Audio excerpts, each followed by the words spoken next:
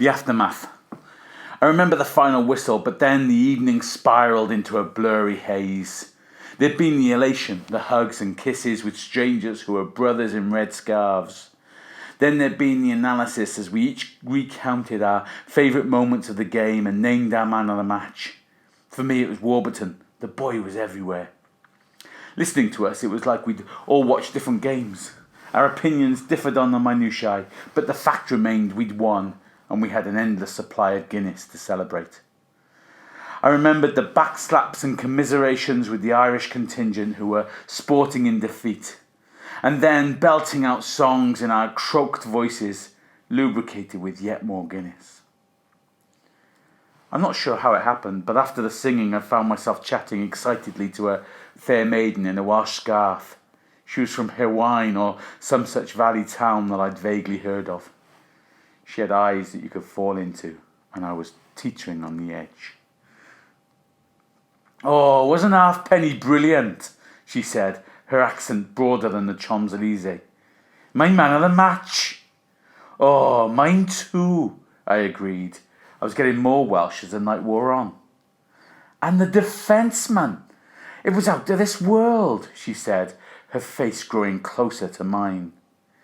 "Class," I said. My tongue lashed out and caught hers as it snaked towards me.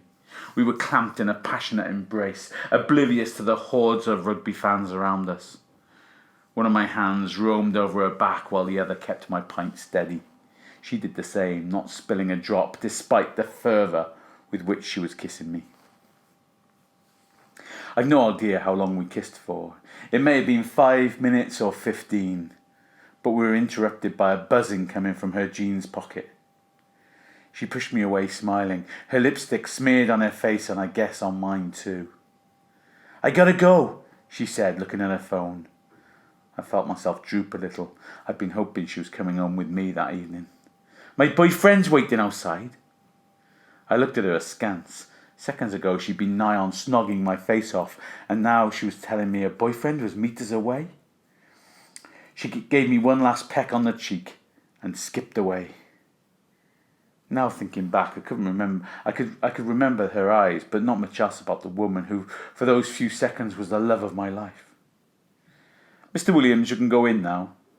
The receptionist's voice shook me from my memories. I smiled at the quirkiness of International Day in Cardiff and headed for the door.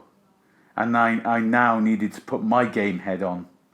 I knocked gently, took a deep breath, and opened it. "Take a seat," the woman said in a posh Cardiff accent. I wondered where the Welshiness of Saturday night had gone. I may not have remembered much about this woman who I'd played tonsil tennis with 48 hours earlier, but I knew I was looking at her now. I did as I was told, wondering if she recognised me. "So why do you want this job?" she asked, her face straight, not a flicker of recognition in those wonderful blue eyes.